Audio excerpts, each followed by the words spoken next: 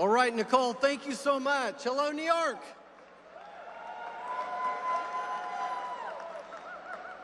We're not in Kansas anymore, Toto. You know, I was just excited all the diversity here tonight. You know, I didn't think a Duke graduate like Nicole, a person from Kansas University, could share the same stage together, but it looks like we're doing fine so far. Gavin, congratulations. Where's Gavin? What an incredible gala tonight. And is this Chelsea? Gavin, you need to put a ring on this. Did he say girlfriend? Yeah, ring, you need to, that's what's next. Good luck. She looks like a beautiful lady.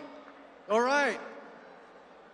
You know, it is truly great for me to be here with the Young Republicans of New York. And I just got to tell you that to be in a room full of young conservatives gives me hope that common sense and traditional American values still exist. Ronald Reagan once quipped, folks, this is Ronald Reagan I'm quoting here. Ronald Reagan? Okay. Ronald Reagan once said, the trouble with our liberal friends is not that they're ignorant, it's just that they know so much that isn't so. So let's set the record straight tonight, shall we? You know, I'm joined by my wife, Lena, tonight, and we celebrated our 40th anniversary this year.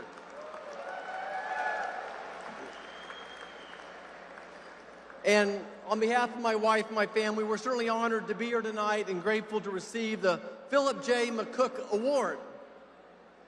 You know, one of my childhood heroes, President Dwight David Eisenhower, our 34th president, won this award in 1954. And I want you to think back to that era in history with me for a second. And I can't help but acknowledge that this is not the same America that I called home. It's not the America I grew up in. Growing up, my dad was the chief of police in my hometown of El Dorado, Kansas. And in my dad's world, there was right and wrong. There was law and order. And if you broke the law, you got to meet my dad, Vic Marshall. He didn't care what your last name was, what side of the railroad tracks you were from. He didn't care if you were the vice president's son. He didn't care if you were the president's son. He was going to apply the law equally to every person. Growing up, honor and patriotism were a way of life. God-given genders were not up for discussion, debate, or dispute. Families still prayed at the dinner table, and standing up for the American flag was not controversial. But today Joe Biden's administration has launched this country into a downward spiral. The White House has no respect for American values we cherish.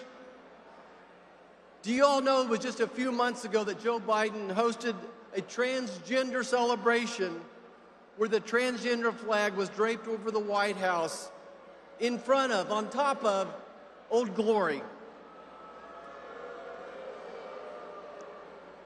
Never in my wildest dreams when I was running for Senate did I think I'd have to introduce legislation like the One Flag for All Act that ensures the American flag is sidelined for the transgender flag on federal property. But the Biden administration has become an enforcement arm of the far left attempts to brainwash our children. It silences our parents, it weakens our militaries, and promotes irreversible surgeries in the name of progress. I can tell you as a physician, I delivered over 5,000 babies. 5,000 babies. And one of the greatest moments is holding that baby up and saying, you have a baby boy, you have a baby girl. That gender is God's will. And any decision to defy that comes out of human pride and is the slap of the face of our Creator. In the Senate, I've been a leader against this radical transgender agenda, which is promoting child abuse and mutilation. We've introduced the Protecting Children from Experimentation Act, which prohibits doctors from performing gender transition procedures on minors, and the end taxpayer funding of a gender experimentation that federal funds from being used for gender transition procedures. I'm also fighting against the CDC, which gave official guidance that, listen to this, the CDC says biological men can chest feed their infants, but make no mistake, this trans fluid is no replacement for mama's milk. And biological boys showering and changing in the girls-only locker rooms and participating in sports is what? It's wrong. It is absolutely wrong. It's not up for debate. You know, it's interesting to me, I've never found a mom or dad who said it's just perfectly fine for a biological boy to walk into their daughter's locker room. I want you to think about what's happened in this country since President Trump left office. As we watch crisis after crisis unfold, we've witnessed Joe Biden destroy a recovering economy, a secure border, an energy-independent nation, and project weakness on the world stage while weaponizing our government against private citizens and parents. Joe Biden's created an unprecedented border crisis. Over 10 million illegal immigrants crossing our southern border. 10 million! That ought to get you all fired up. That includes 1.7 million gotaways, 70,000 special interest aliens, hundreds of known terrorists, and 24,000 Chinese nationalists. You know, it's a sad day for America when the CCP pays more attention to our borders than our own White House does. But standing here tonight, the tide's turning. The tide is turning. The American people understand what's going on. They're much smarter than the liberal left give us credit for. They see what's happened to our country in 3 short years and know we cannot afford another 4 years of Joe Biden's absent-minded leadership. Today, nearly every American is making less while paying more for just about everything. To the tune of $1,000 a month, American families are spending more on inflation. In Joe's little socialist world, everything comes second to diversity and inclusion, promoting abortions, drag shows, and pushing critical race theory. The drug cartels control our border. The drug cartels are now in every state across the union. Criminals run free while parents are deemed domestic terrorists. Police officers' budgets are slashed and law enforcement is undermined. Criminals caught, released, and released again. I don't have to tell you all that Joe Biden is the president of open borders, lawlessness, and social globalism. We need a leader in the White House who puts our security above everything else. We need someone who isn't afraid to stand up to adversarial nations like China, the country that unleashed the China virus that killed over 1 million Americans, destroyed our economy, and cost our children years in the classroom. And make no mistake about it, China still continues to undermine us, fearing no consequences for Joe Biden. Think about what China's still doing. Listen to this. They're funneling fentanyl into our communities and killing 300 Americans a day. 300 Americans a day. They're stealing our intellectual property. They're setting up the CCP spy station across the country, including right here in New York City. They're infiltrating our public school curriculum with Confucius classrooms. They're buying our farmland around military bases. And who can forget their massive super spy balloon that collected our military data and spied on Americans? That's right. But listen, for such a time as this, we need patriots like you in the room. We need patriots like you in the room to come together and get our nation back on course. I want to ask each and every one of you, when did you become a patriot?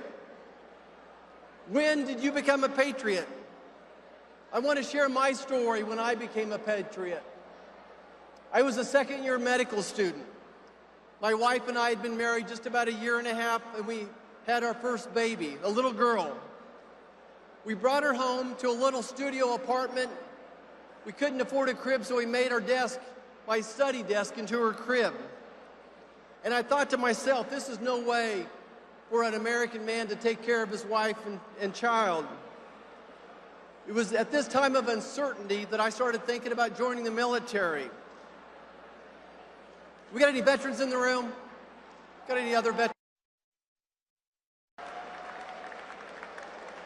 You know, going back to the Civil War, someone from every generation of my family has served this nation. 3 of my grandparents' grandfathers died serving the Union in the Civil War. My mom's uncle was attacked with nerve gas in World War I at the Battle of Argonne Forest, and 2 of my dad's uncles charged Normandy on D-Day. My dad served, my brother served, and then I knew it was my turn to serve at that time as well. I could have borrowed money, but I said, you know, I could become a patriot and join the military. And I'm proud to say that our youngest son is now serving this country as well. You know, I think I'm the only member in the Senate that has an active duty son or daughter serving right now. And that's one of the reasons I'm concerned about these never-ending wars, as he has his orders to go to Poland very soon. I want to go back to that morning when we welcomed our first baby girl, and I knew it was my turn to enlist. It was just a few months later, we were on our way to Fort Belvoir, Virginia for officers' basics. And after a month of intense training, we found ourselves with some free time. So we got to spend a day at Monticello, a day at Mount Vernon, a day at all the different Smithsonians, learning about the history of this great nation. We learned about the sacrifice of all our founding fathers. Somewhere in that summer, taking the oath to be an officer, seeing what our forefathers are done for us, I became a patriot. So I go back and ask you, when did you become a patriot? You know, the story the mainstream media fails to tell is that being a Joe Biden globalist in many ways is the opposite of being a patriot. I want to say that again. Being a Joe Biden globalist is the opposite of being a patriot. Globalism is a disease that deprives life of meaning.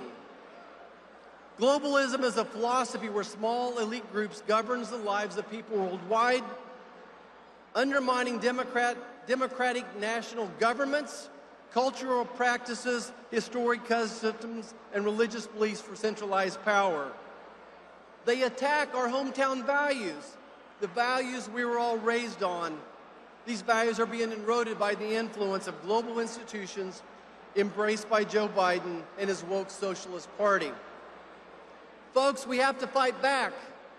We have to be patriots and fight back against this socialist globalism. Now more than ever, we need a warrior in the White House. We need a warrior in the White House who's going to restore law and order, who's going to secure our border and drive down inflation. We need a warrior who's going to end the immoral woke culture crisis that's plaguing our country and undermining our constitutional rights. We need a warrior who's going to demand respect on the world stage and hold our adversaries accountable. We need a person who ends Biden's war on agriculture and instead respects our farmers.